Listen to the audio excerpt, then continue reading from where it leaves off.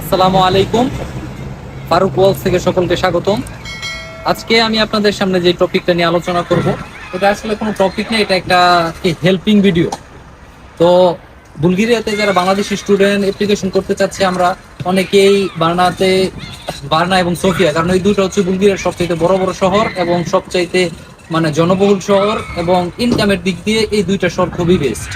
তো basically Verna, আমরা বাংলাদেশিরা একমাত্র বার্না ইউনিভার্সিটি, ফ্রি ইউনিভার্সিটি ছাড়া আর কোনো ইউনিভার্সিটি বুঝি না, কারণ এই ইউনিভার্সিটিটাতে সবচেয়ে বেশি অ্যাপ্লিকেশন পড়েছে বাংলাদেশ থেকে।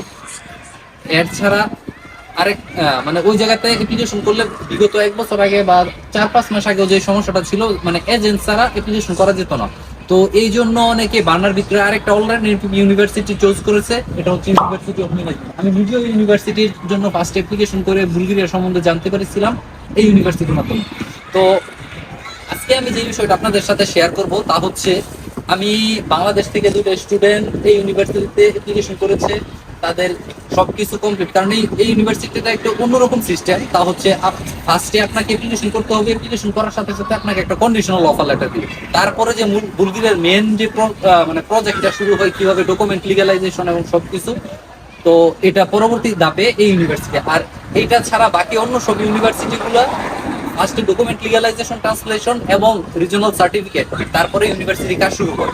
তো অনেক এজেন্সি ইউনিভার্সিটিতে অ্যাপ্লিকেশন করেছে, কিন্তু বাংলাদেশে কিছুদিন আগে যে সমস্যাটা ছিল ইন্ডিয়ার ভিসার কারণে এবং বুলগেরিয়ার এম্বাসিতে অ্যাপয়েন্টমেন্ট ডেটের কারণে, অনেকেই ডকুমেন্ট লিগালাইজেশন করতে পারতেছিল না। তো এরকমই দুইজন ভাই আমাকে নক দেয় যে তাদের এই ইউনিভার্সিটি থেকে মিনিস্ট্রি অ্যাপ্রুভাল আসে সেপ্টেম্বরের জন্য, কিন্তু তারা সেপ্টেম্বর ইনটেকে ডকুমেন্ট লিগালাইজেশন করতে পারে না। ইউনিভার্সিটি তাদের সেমিস্টারটা ফেব্রুয়ারি থেকে করে দিছে। তো তারা একটা সময় পাইছে, এই সময়ের মধ্যে ওদের ডকুমেন্টগুলো আমি রেডি করে দিছি। আমার কাছে ওরা ফাইল দিয়েছিল সেপ্টেম্বরের 16 তারিখে।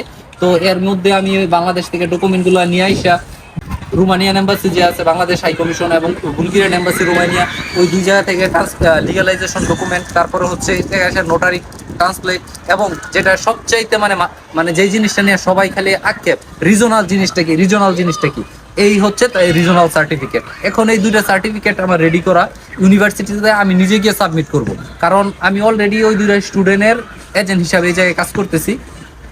তো ইউনিভার্সিটি আমার সাথে কমিউনিকেশন করতেছে, ইউনিভার্সিটি কি কি ডকুমেন্ট রেডি করে দিতে হচ্ছে সবকিছু আমি রেডি করে দিচ্ছি। ইউনিভার্সিটি একটা ট্রাস্টের জায়গা আছে আমার উপর।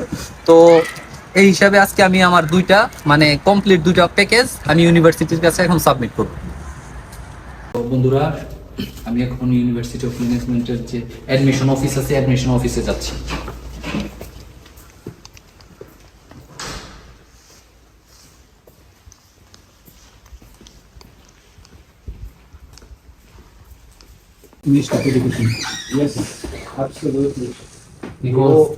তো আমি কিছুক্ষণ আগে আমার দুজন অ্যাপ্লিকেন্ট নিহাত এবং রাফি তাদের সকল document, regional certificate, notary translate, diploma এবং পিকচার, পাসপোর্ট সবকিছু সাবমিট করে এসেছি ইউনিভার্সিটি অফ ম্যানেজমেন্টের অ্যাডমিশন অফিসে। এবং আমি সাথে নিজে বসে থেকে এই ডকুমেন্টগুলো এমওইউ অ্যাপ্রুভালের জন্য মিনিস্ট্রি অফ এডুকেশন বুলগেরিয়ার ওয়েবসাইটে সাবমিট করে আপলোড দিয়ে এসেছি। সর্বোচ্চ টাইম 1 মাস। আজকে হচ্ছে আপনার 12 তারিখ, মেবি 12 তারিখ অথবা 12 তারিখ, মেবি 12 তারিখ আজকে নভেম্বরের। ইনশাল্লাহ ডিসেম্বরের মাসের ফার্স্ট উইকে ওরা ওদের মিনিস্ট্রি অ্যাপ্রুভাল পাবে। তো এর থেকে দ্রুত মনে হয় যে কোনো এজেন্সিও কাজ করতে পারবে না। তো যাদের ইউনিভার্সিটি অফ ম্যানেজমেন্টে স্টাডি করার ইন্টারেস্ট আছেন এবং আপনাদের ডকুমেন্ট গুছাতে প্রবলেম হচ্ছে, আমাদের সাথে যোগাযোগ করতে পারেন। ধন্যবাদ সকলকে।